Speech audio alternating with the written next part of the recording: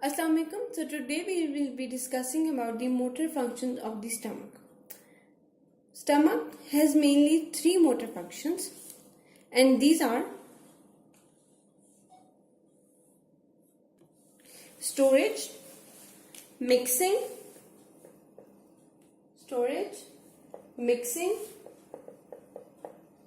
and emptying of the stomach contents into the duodenum. So first we will talk about storage. Stomach acts as the storage for the food. Very little digestion and almost very little absorption takes place at the stomach. Mainly it is the storage for the food until the duodenum, jejunum and ileum are dealing with the previous food with its absorption and digestion.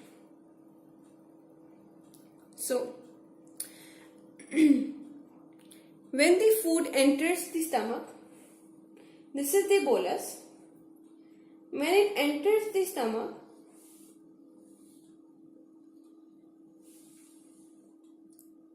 there is also the food which is present already in the stomach. So this food is present in the outer wall of the stomach, while the new food is present at near the lower esophageal sphincter. So when there is a large amount of food in the stomach, how the stomach maintains it? Actually, stomach is a distensible organ. When there is food in it, the stomach causes vagovagal reflex. So now what is vagovagal?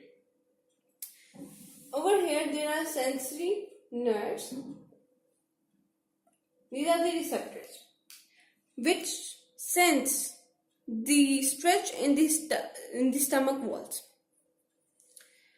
These send the sensory impulses to the medulla through the vagus nerve. The medulla again sends the motor nerve via the vagus nerve to the stomach. This is also the vagus nerve.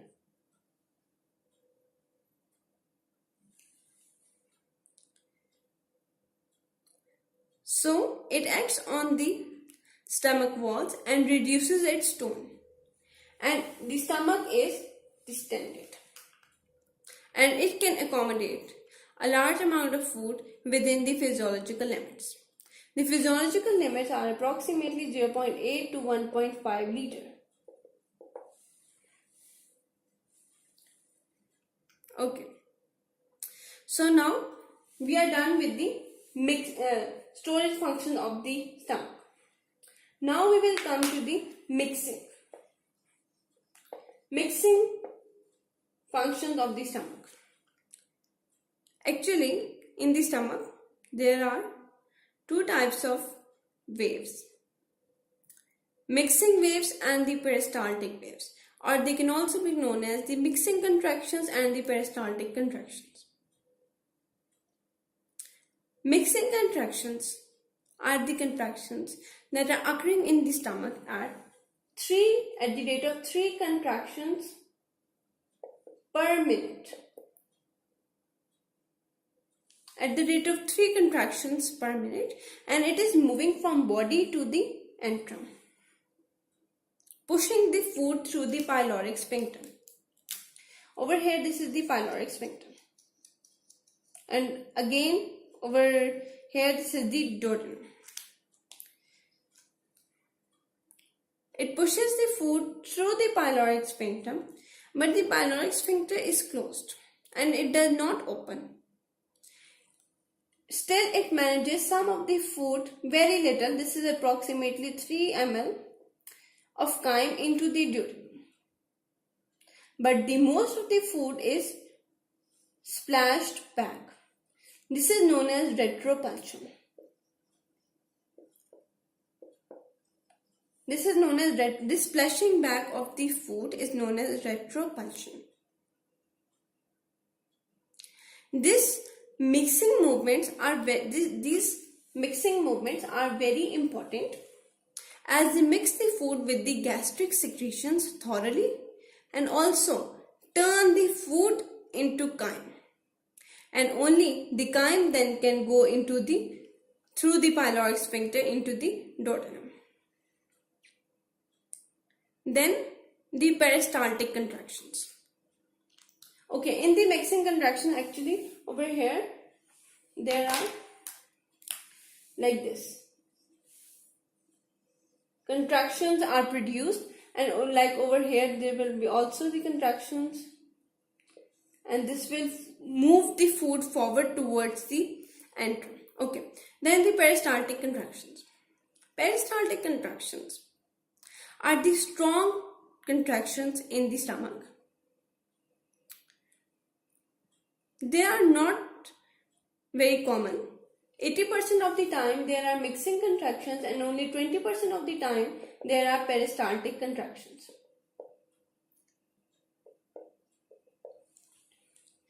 These peristaltic contractions are strong enough to push the food through the pyloric sphincter into the duodenum.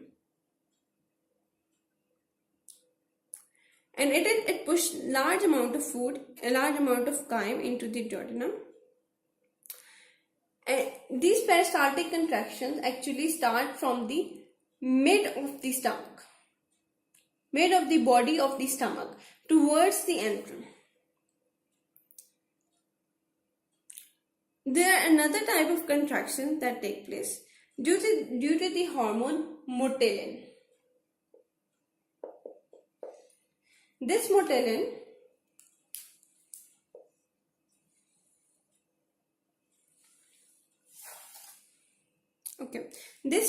produces myoelectric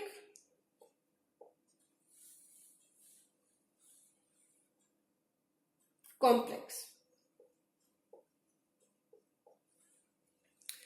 This produces myoelectric complex.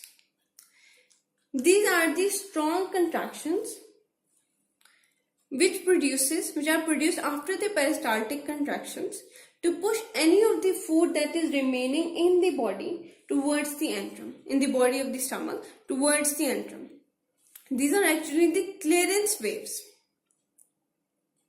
Okay, so the peristaltic waves are approximately 6 times more powerful than the mixing waves, and they can produce a pressure of 50 to 70 centimeter water pressure.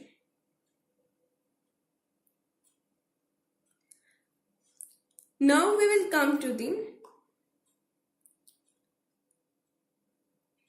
emptying functions of the stomach. But before we go to it, let us review some of the terms. Okay.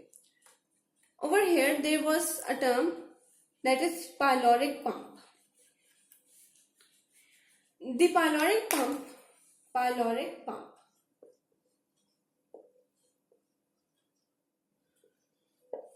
This pyloric pump is produced due to the peristaltic waves, and it is the pushing of the chyme into the duodenum. This is known as the pyloric pump.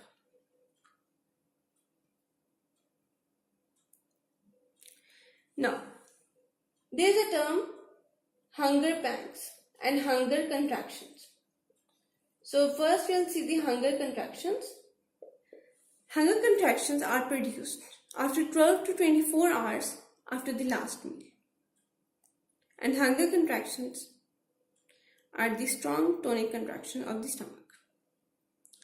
Hunger pangs. Hunger pangs are actually when the hunger contractions become painful. They are known as hunger pangs. They are known as hunger pangs.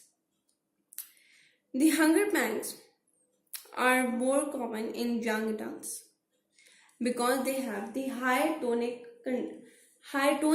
of their stomach and GIT. Now the emptying of the stomach. Motilin produces migratory myoelectric complex. And these are actually the clearance waves, clearance contractions to push any of the residual food that has collected into the stomach, that has left by the peristaltic contractions. Now the emptying functions of the stomach.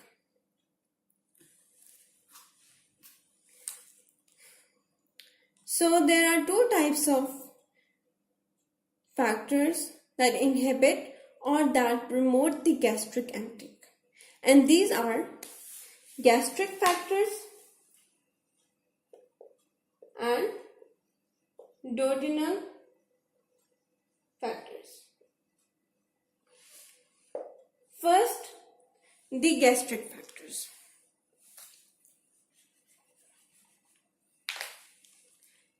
The gastric factors are influenced by the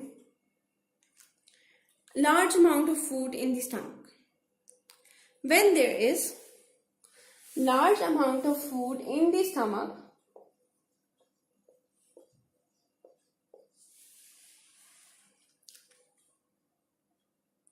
when there is large amount of food in the stomach walls are stretched.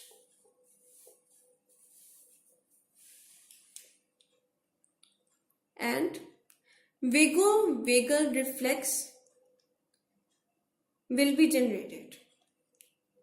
That over here there are some receptors that sense the stretch in the stomach walls. They send these signals to the medulla of the brain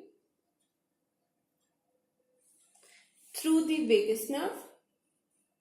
Again, the medulla sends the motor nerves via the vagus nerve to the stomach walls. This is the vagus nerve to the stomach walls and inhibit the contraction, and the stomach walls relax.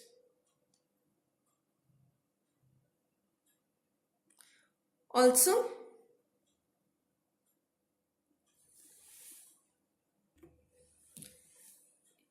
the stretching of the stomach walls is also sensed by the myenteric inhibitory neurons. Myenteric inhibitory neurons. As we know that myenteric plexus can be inhibitory and stimulatory. So myenteric inhibitory neurons will be stimulated. And as myenteric inhibitory neurons are mechanosensitive.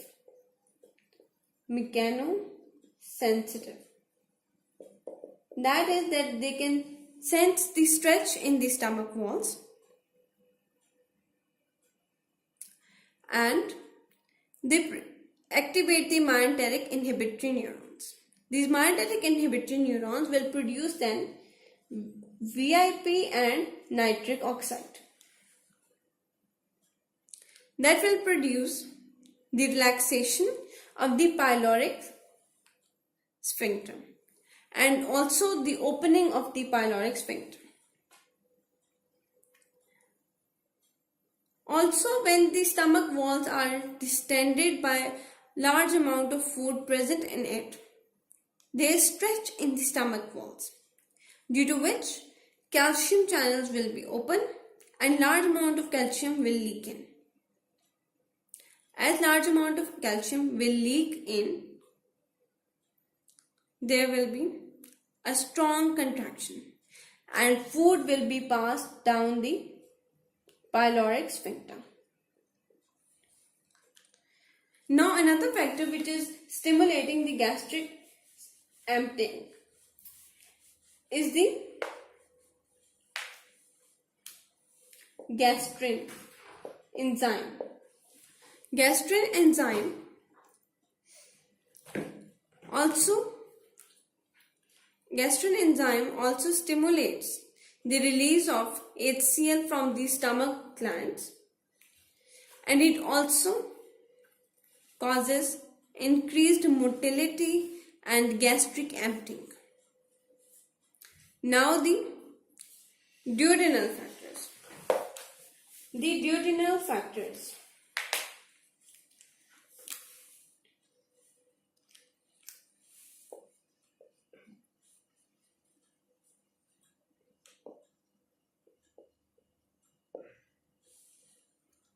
Duodenal factors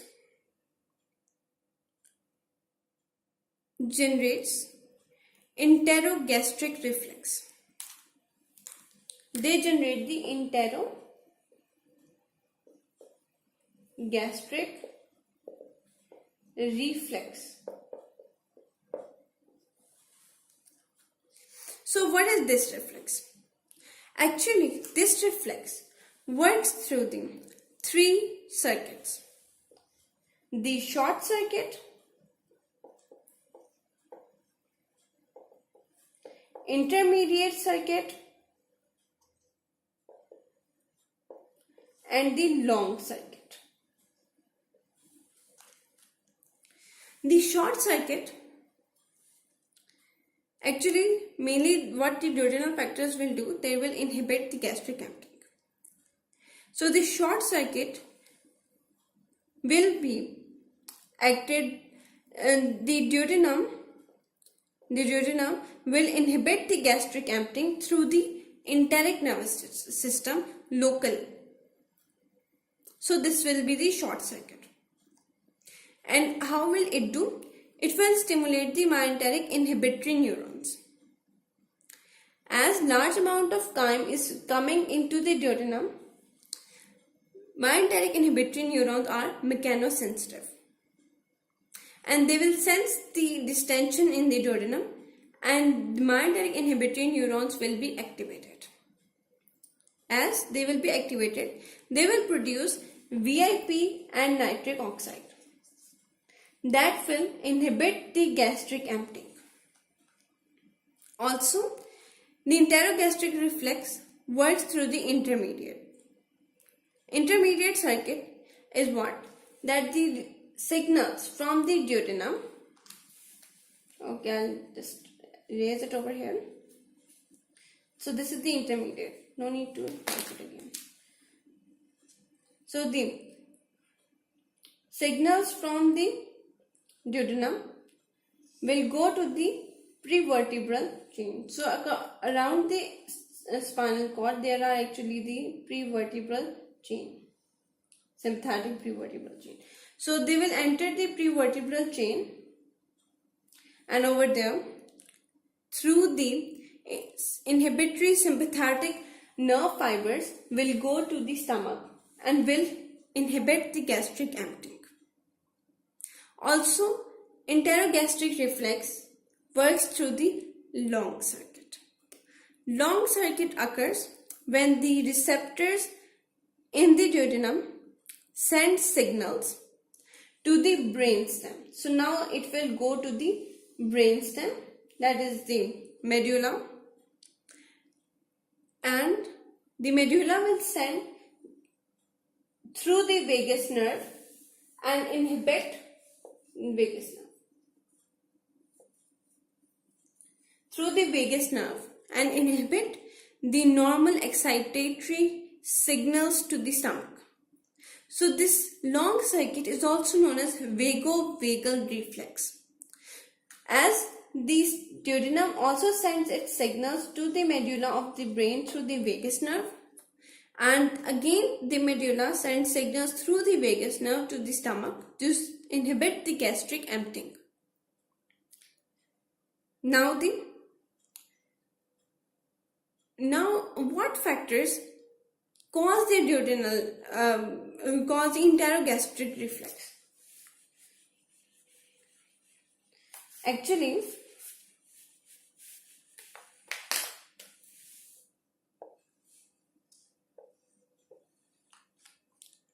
what happens that there are some factors that cause the enterogastric reflex, that is more chyme into the duodenum.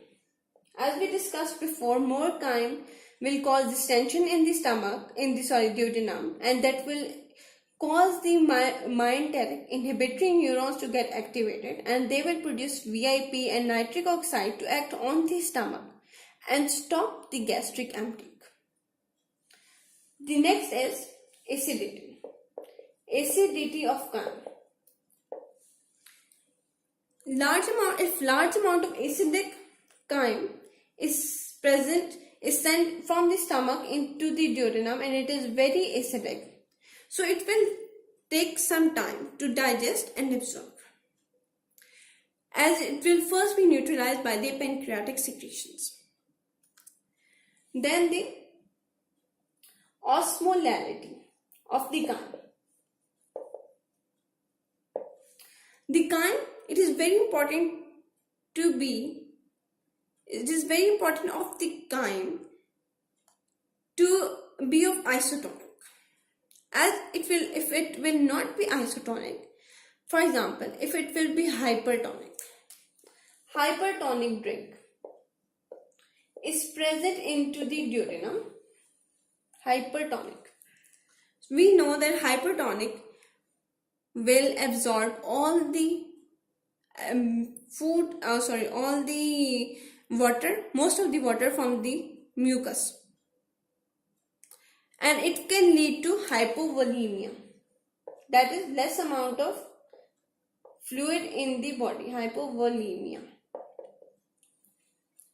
This can also inhibit the gastric emptying, this hypertonic chyme. Then if the chyme is hypotonic, it will be readily absorbed, as it is hypotonic.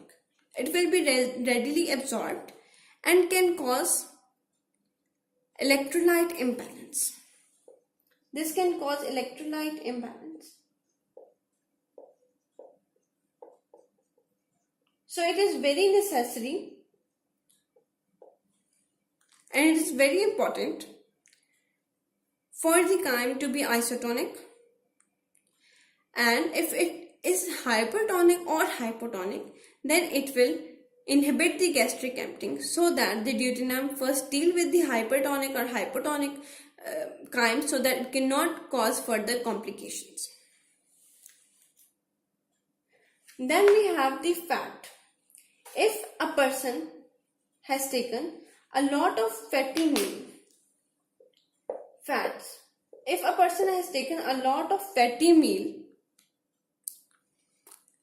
there is the inhibition of gastric emptying, because for the digestion of fats, CCK will be released, that is cholecystokinin. First, it will act on the gallbladder to cause the contraction of the gallbladder to secrete the bile. And second, the CCK will act on the stomach to inhibit the gastric emptying. Also, the digestive products of the proteins. So if the proteins are not properly digested in the stomach and they are in the chyme present in the duodenum, so they can also decrease the gastric motility and gastric emptying, as duodenum will need sufficient time to first digest and absorb the proteins. Okay.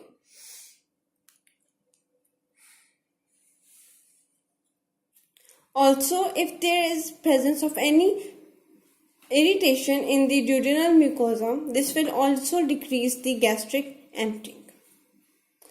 So this was about the motor functions of the stomach. Thank you.